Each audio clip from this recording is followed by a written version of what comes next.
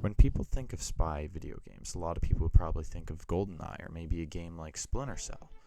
But for me, one of the best games of all is Spy Fox. And here's why I think you should play it.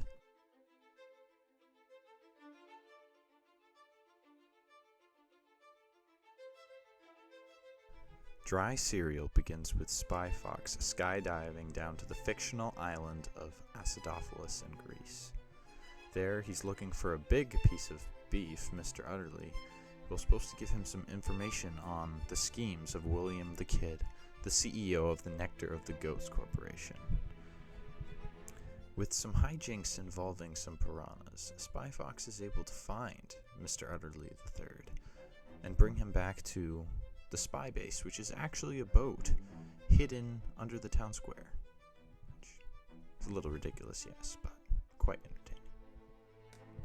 One of the highlights for wacky adventure games like this is the voice acting and just the crazy unique characters.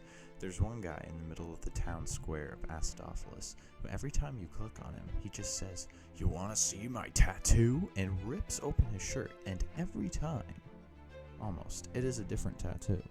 Just one of those wacky characters that stands out and that humongous entertainment would put in a game like this.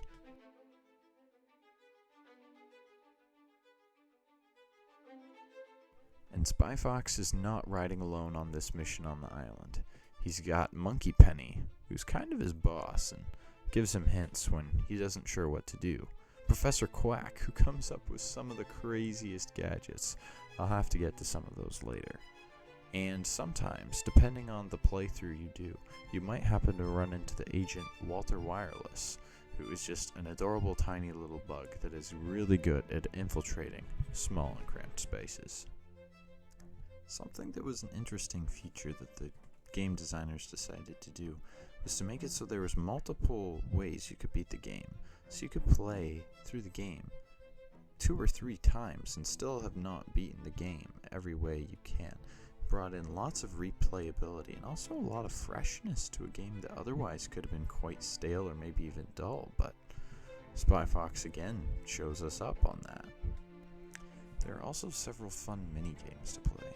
If you go into the Greek cantina, there's just a big fat pig that you can keep playing Go Fish with for hours and hours. And yes, he does cheat, but I remember just as a little kid having so much fun and almost just being distracted from the entire rest of the game, just wanting to win trinkets from this big mean pig. There's also a submarine minigame on his Spy Watch, but I definitely did not play that as much as the Go Fish, but it was still very fun. I think one of the saddest things about when I play Spy Fox now is I don't see too many games out there today that are like this, that have the same sense of humor, that have the same flavor, just confidence that Spy Fox did to do what it did and to do it so well, where there was from the art design, from the artists who helped draw, for the programmers who helped design this thing. I mean, this thing was meant to run on the Windows 98, so it's not really any big huge technical achievement, but still, what it does, it is very good at. And I think maybe some modern games could take some cues from games like this.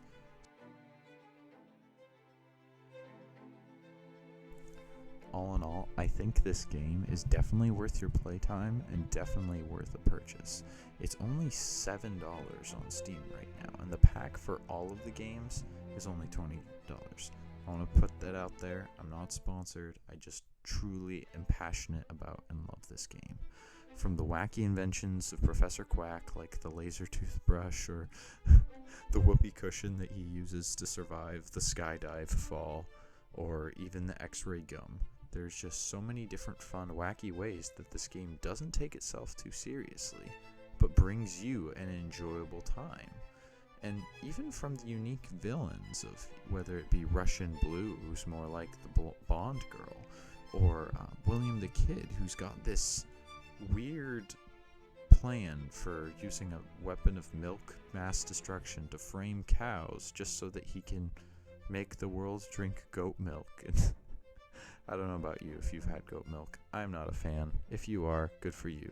That means I will not be drinking your goat milk. But Anyways, I would really, truly recommend this game to anyone who enjoys a good time.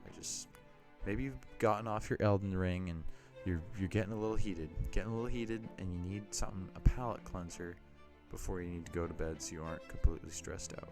Spy Fox might be that game for you.